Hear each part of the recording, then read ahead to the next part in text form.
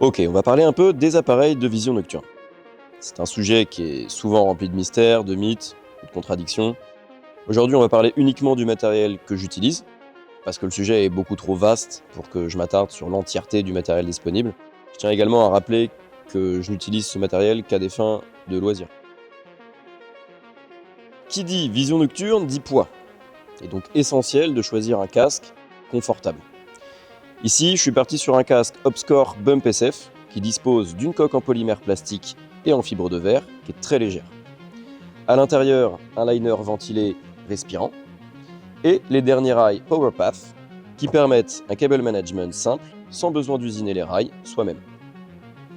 Il existe de nombreuses mousses sur le marché, dans des matières et des styles tous très différents.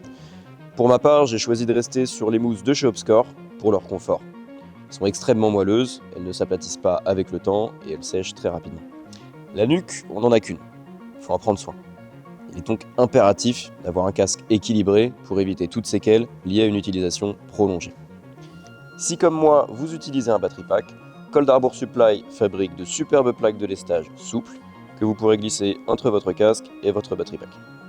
Il est également très important de s'assurer que notre appareil est solidement accroché sur notre casque et sécurisé pour éviter toute chute. J'ai choisi de faire confiance au G24 de chez Argus qui est solide et réglable. Il dispose du breakaway et ne prend pas de jeu avec le temps s'il est correctement entretenu. Passons maintenant au vif du sujet, l'appareil de vision nocturne. On est ici sur un appareil fabriqué en France, tout droit sorti des ateliers Boson System, la Proton Light. Entièrement fabriquée en aluminium, elle allie robustesse, légèreté et modularité. Conçue pour une simplicité d'utilisation, elle ne dispose pas d'illuminateur infrarouge. En revanche, elle dispose de réglages IPD et d'une fonction auto shut-off. Elle sera en capacité d'accueillir tous les tubes MX10-160 de 18 mm.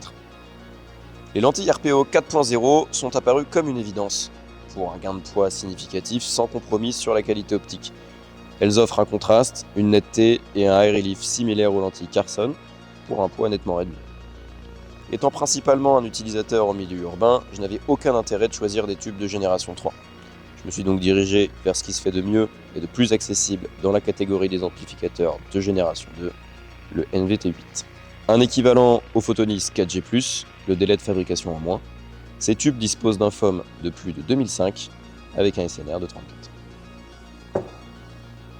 Grâce au module Eliminator fabriqué par Boson System, je peux alimenter ma Proton Light grâce à un battery pack Argus qui me confère une autonomie nettement plus conséquente. Sur le dessus de mon casque, cet Telstar 6 me donne l'opportunité de m'identifier auprès de mes coéquipiers, que ce soit en mode constant ou en mode stroboscopique. Seules les personnes disposant d'un appareil de vision nocturne seront capables de percevoir ce signal infrarouge. Pour être en capacité de désigner des cibles à mes coéquipiers, j'utilise un NGAL Somogear. Cette dernière version me permet d'activer au choix un laser, un illuminateur ou un combo infrarouge. L'illuminateur, quant à lui, est focalisable pour plus de précision. Et le boîtier dispose d'un mode High Power de 20 mW pour l'ensemble des modes infrarouges et visibles. Pour ce qui est de la visée passive, j'utilise un micro T2 Holosun qui dispose de deux modes d'intensité relativement faibles, pensés pour une utilisation sous JVL.